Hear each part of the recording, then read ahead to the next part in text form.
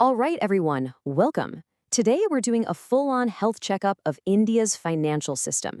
Now, if you're prepping for exams, you're going to want to lean in because we're breaking down a major new assessment and, what it really means for one of the fastest-growing economies on the planet. So let's kick things off with a huge number, 187%. Just let that sink in. That is how massive India's financial sector is compared to its entire GDP. It's a figure that just screams how absolutely foundational this system is to the country's economic pulse. And what's really fascinating is the shift happening inside the system. I mean, look at this.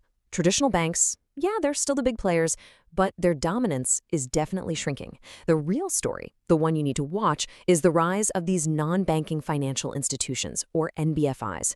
Their slice of the pie has gotten way bigger, which of course brings in more diversity, but also a whole new layer of complexity. Okay, so here's our game plan for today. First, we're going to check the system's vitals with a report card. Then we'll scan for any trouble spots on the risk horizon. After that, we'll dive into the regulatory oversight needed to keep things stable, and then we'll map out the path to development. And of course, we'll wrap it all up with the exam takeaways you absolutely need to know. So first things first, the report card. Just how healthy is India's financial system right now? Let's find out. Well, the news is actually pretty good. Compared to where things were back in 2017, the system is a lot stronger. Banks have a much bigger financial cushion, that's the capital adequacy ratio, and it's sitting over 17%. And even better, the amount of bad loans has dropped way down to below 4%. So the big takeaway here? A much healthier banking sector, even though the state-owned financial institutions, or SOFIs, are still major players in the game. But, a clean bill of health today doesn't mean there are no risks tomorrow.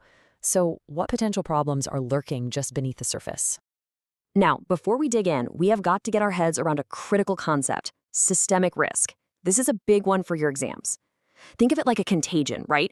It's not about one bank or one company getting sick. It's the risk that one failure could set off a catastrophic domino effect, bringing down the whole system and taking the real economy with it.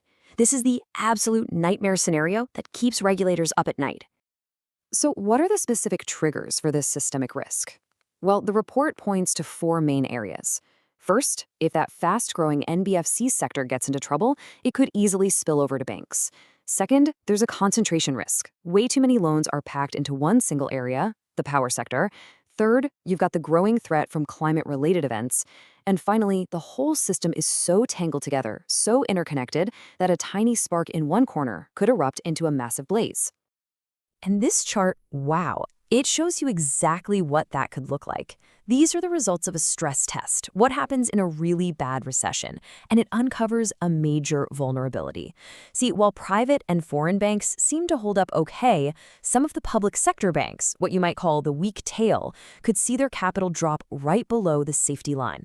And why does that matter? Because at the very moment the economy needs them to be lending, to be fueling a recovery, they just wouldn't have the strength to do it. Okay, so given those risks, what's the prescription? What do the experts say needs to be done? This section is all about the crucial reforms needed to beef up the regulatory framework. So, the recommended treatment plan has four key ingredients. First, get banks to prepare for future loan losses much earlier by adopting the IFRS 9 standard. Second, make banks hold extra capital specifically for their own unique risks. Third, and this is a big one, level the playing field. Make sure state-owned NBFCs have to follow the exact same rules as everyone else. And finally, get that FSDR bill passed to create a clear, modern playbook for dealing with financial failures. And that last point is absolutely crucial. The whole goal is to adopt what are called the key attributes for effective resolution. To put it simply, this is the global gold standard, the international playbook for how you handle a failing bank or financial firm without causing a market meltdown or forcing taxpayers to bail them out. But hey, it's not just about playing defense and managing risk. It's about fueling growth. So, what's the long-term wellness plan to make sure the financial sector can support India's incredible ambition of becoming a $30 trillion economy? Now, this development agenda is pretty comprehensive. So to help all you exam takers out there, we've got a great mnemonic to help you lock in the key pillars. Scale up finance. Trust me, this is a fantastic way to structure an answer on financial sector reforms. So let's break down what scale-up actually means. It kicks off with reforming the state's role in strengthening credit infrastructure. Then it's all about improving access for small businesses and building out long-term capital markets.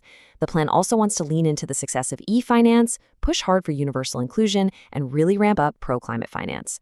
It's a truly sweeping roadmap for the future. Hey, remember the A for access in our scale-up mnemonic? Well, this number shows you exactly why it is so critical. 185%.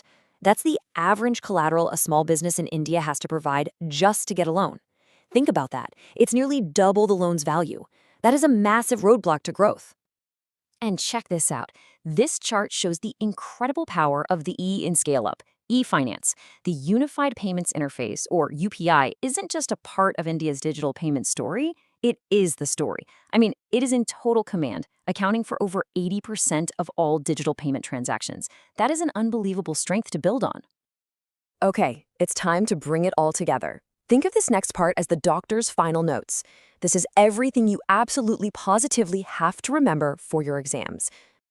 First up, the key terms. You got to know that FSAP is the assessment program we've been talking about. We've covered the changing roles of SOFIs and NBFIs. Remember, systemic risk is that domino effect everyone wants to avoid. CCYB is basically a rainy day fund for banks, and IFRS 9 is the rule that makes them save up earlier. And finally, the key attributes are the global rulebook for when a financial firm fails. Got it? Good.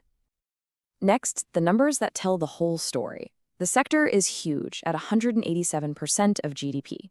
The challengers, the NBFIs, have grown to take up 44% of assets. Banks are much healthier, with capital over 17% and bad loans under 4%. But the big challenge for small businesses is still that crazy 185% collateral figure. And the huge success story? UPI, with over 80% of digital payments. These are the numbers you need at your fingertips. And finally, the action plan. This is the to-do list. It all boils down to a few key things. First, build a stronger defense. Finalize that FSDR bill and adopt IFRS 9. Second, create a fairer system by aligning the rules for all NBFCs. Third, prepare for the future. Build up that counter-cyclical buffer, fix MSME financing, and create a roadmap for sustainable finance. This is the pathway to a truly healthy and resilient financial system. So where does all this leave us? Well, India's financial system is without a doubt stronger than it was. But the challenges are growing just as fast as its ambitions. And that leaves us with the real nail-biter, the question right there on the screen. Can the country's reforms really keep pace with its incredible $30 trillion dream? That, my friends, is the story to watch.